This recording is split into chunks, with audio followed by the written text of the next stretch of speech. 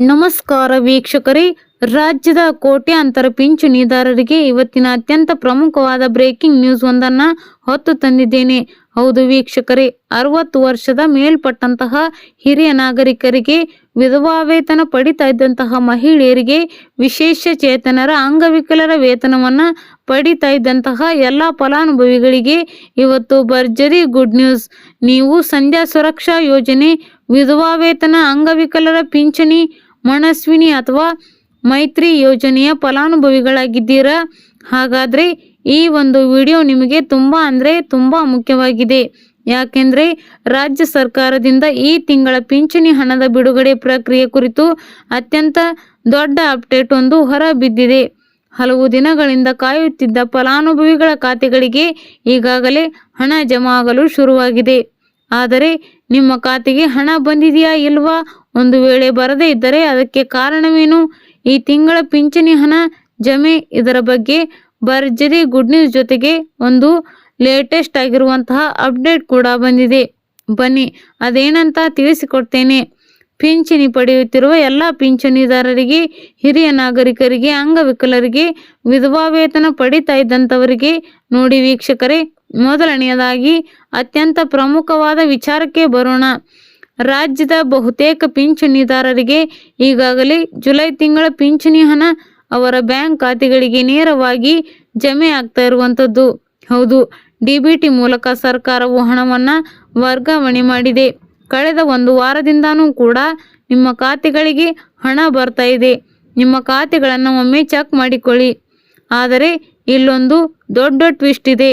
ಅದೇನಪ್ಪಾ ಅಂದ್ರೆ, ಇನ್ನೂ ಕೆಲವು ಜನರಿಗೆ ಅಂದ್ರೆ ಸಾವಿರಾರು ಫಲಾನುಭವಿಗಳಿಗೆ ಈ ತಿಂಗಳ ಪಿಂಚಣಿ ಹಣ ಇನ್ನೂ ಕೂಡ ಕೈ ಸೇರಿಲ್ಲ. ಇದಕ್ಕೆ ಕಾರಣ, ನೀಡಿರುವ ಪ್ರಮುಖ ಕಾರಣಗಳೇನಾದ್ರೂ ಗೊತ್ತಾ? ಇವತ್ತಿನ ವರದಿಗಳ ಪ್ರಕಾರ ಇದಕ್ಕೆ ಮುಖ್ಯವಾಗಿ 2 ಕಾರಣಗಳಿವೆ. ಒಂದು, ನಿಮ್ಮ ದಾಖಲಾತಿಗಳ ಪರಿಶೀಲನೆ ಅಂದ್ರೆ ಡಾಕ್ಯುಮೆಂಟ್ಸ್ ವೆರಿಫಿಕೇಶನ್ ಇನ್ನೂ ಬಾಕಿ ಇರುವುದರಿಂದ. 2, ನಿಮ್ಮ ಆದಾಯ ಪ್ರಮಾಣ ಪತ್ರ ಅಂದ್ರೆ ಇನ್ಕಮ್ ಸರ್ಟಿಫಿಕೇಟ್ ನಿಗದಿಪಡಿಸಿದ ಆದಾಯದ ಮಿತಿ ಹೆಚ್ಚಾಗಿರೋದ್ರಿಂದ. ಈ 2 ಕಾರಣಗಳಿಂದ ನಿಮಗೆ ಈ ತಿಂಗಳ ಪೆನ್ಷನ್ ಬಂದಿಲ್ಲ ಸ್ನೇಹಿತರೆ. ನಮ್ಮ ಶ್ರಮಕ್ಕೆ ನಿಮ್ಮಿಂದ ಬಯಸೋದು ಒಂದೇ ಒಂದು ಲೈಕ್ ಮಾತ್ರ. ತಪ್ಪದೆ ಈ ಒಂದು ಲೈಕ್ ಅನ್ನ ಮಾಡಿ ಮತ್ತು ವಿಡಿಯೋನ ಸಂಪೂರ್ಣವಾಗಿ ಕೊನೆವರೆಗೂ ನೋಡಿ. ಎಲ್ಲ ಇನ್ಫಾರ್ಮೇಶನ್ ತಿಳಿದುಕೊಳ್ಳಿ.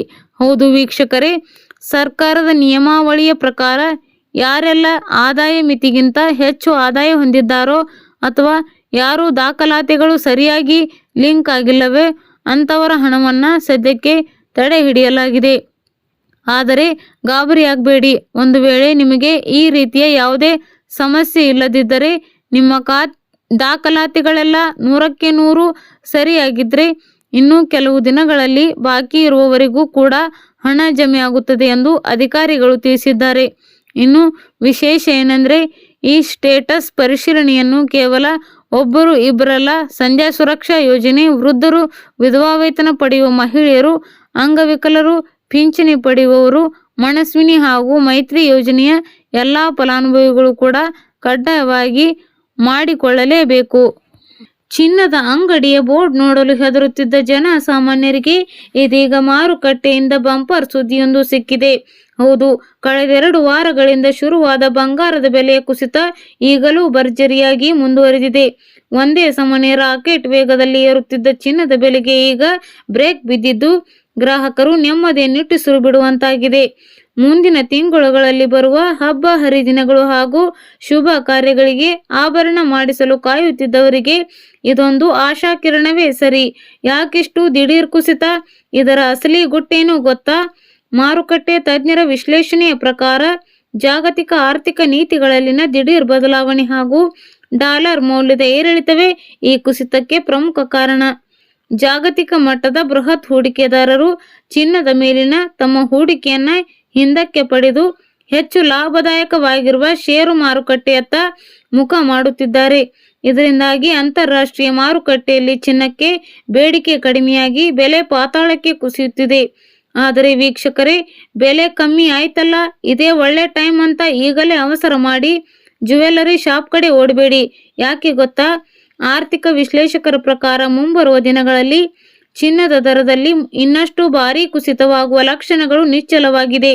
ಅಂತಾರಾಷ್ಟ್ರೀಯ ಮಾರುಕಟ್ಟೆಯ ಟ್ರೆಂಡ್ ಹೀಗೆ ಮುಂದುವರಿದರೆ ದರ ಮತ್ತಷ್ಟು ಅಗ್ಗವಾಗಲಿದೆ.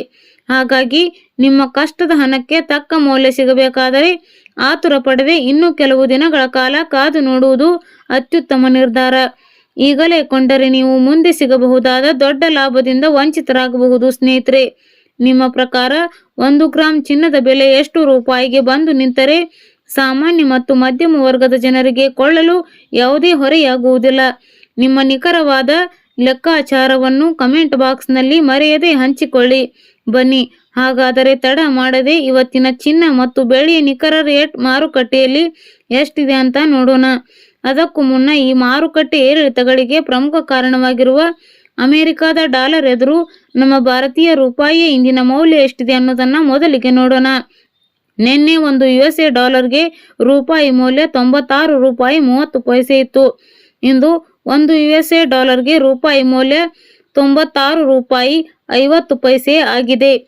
ಚಿನ್ನ ಹಾಗೂ ಬೆಳ್ಳಿ 10 ಗ್ರಾಂ ಚಿನ್ನದ ದರ ರೂಪಾಯಿ 2000, ಬೆಳ್ಳಿ ಕೆಜಿಗೆ ರೂಪಾಯಿ 5000 ಇಳಿಕೆ.